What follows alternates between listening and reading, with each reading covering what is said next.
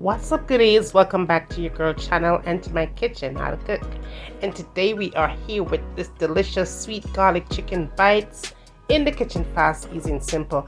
Make sure you subscribe, goodie, if you have not, and turn your post notification on so you won't miss an upload. And for all I'm returning goodies, on a don't know the girl loving her, on the ready for cook, come on, let's cook. Look what prayer can do. Hypocrite and bad mind must flow. The same mouth will cheer for you, and the same one them would turn round and boo. Yeah, prayer me I use and win. Prayer me I use and win.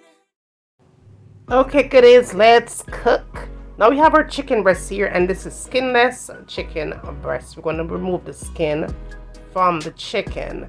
Now after you've done that, you want to go ahead and cut it into tiny pieces of your choice. This is my pieces of choice. Right now we're going to season up this chicken breast. We're going to go ahead and add some black pepper on there, and then we are going to add some salt.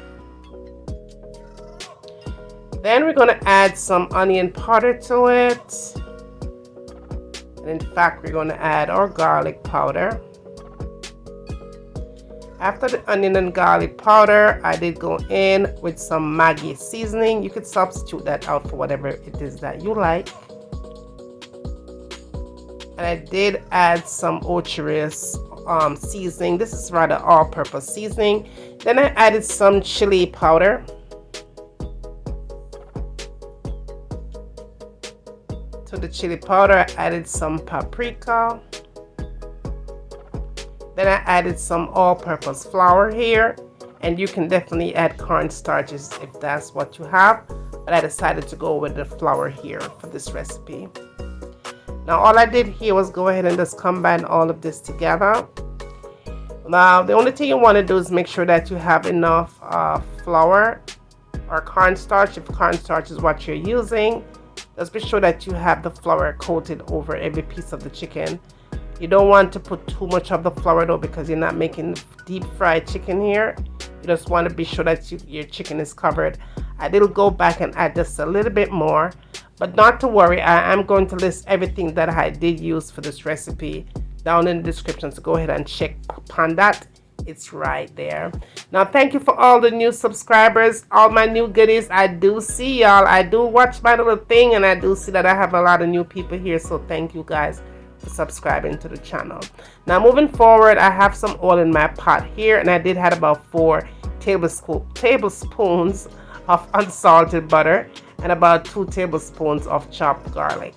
Now if you're using garlic cloves, you want to go ahead and add about 5 garlic cloves, because this recipe calls for a lot of garlic, y'all. Okay, I did allow that to combine and melt a little,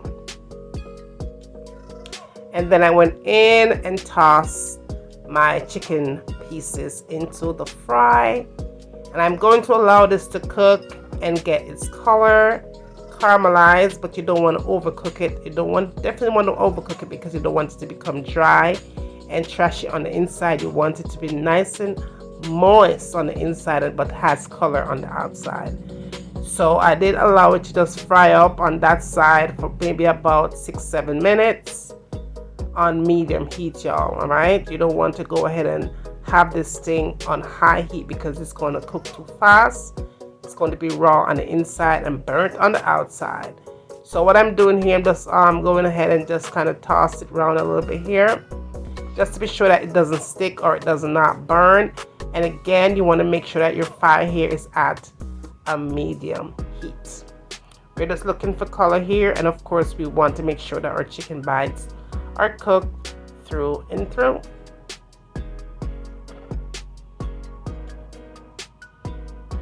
Just be sure that you go in and toss it around occasionally. And this cooking process, this part of the recipe, it took me maybe about 14 minutes at a medium heat. Make sure that your chicken cook, all right? You don't want a raw chicken in the kitchen. Cooked chicken you want. Now y'all be sure that you subscribe to the channel. If you've not, just go ahead and join in.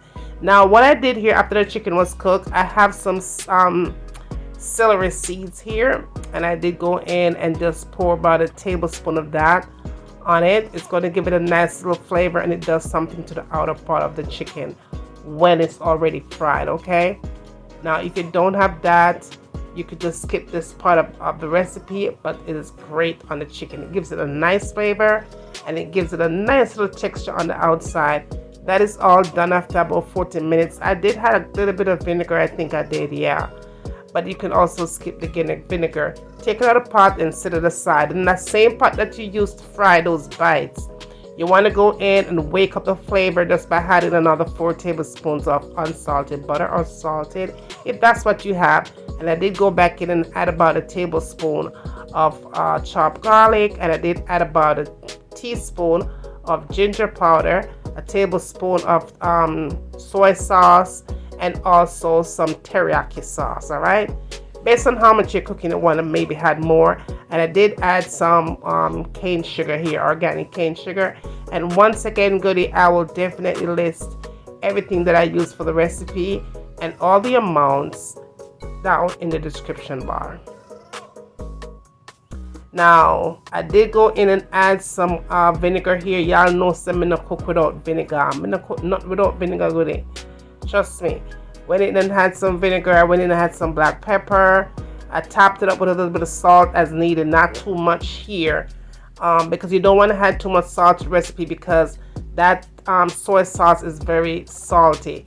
Add your favorite season. I added onion powder, garlic powder, all-purpose seasoning. I did add some chicken season here. I just make this part of the recipe your own.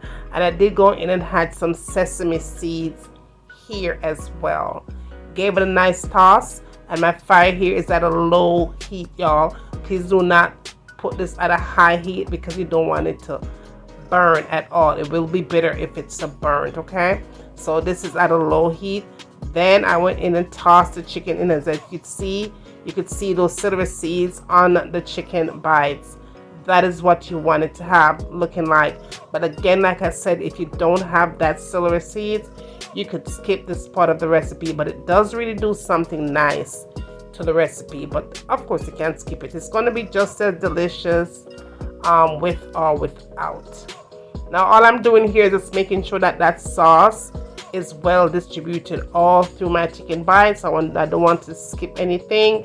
After it was nicely done and coated and done, covered up, I went ahead and add some chopped scallion to it, and that's it. Remove it from the pot right away, put it in my serving tray, and there you have it. It was done. I did go in though and give it a little bit of fashionista look just by adding some more sesame seeds here and some chopped parsley here, fresh parsley, and that was it. Now goodie, make sure to say subscribe to the channel if you have not. Tell a friend to tell a friend. Bring them, come and send them, come and waiting. When you get done doing all of that, tell me where you want to see me cook next in my kitchen. And remember, as always, from my kitchen to your kitchen. Enjoy!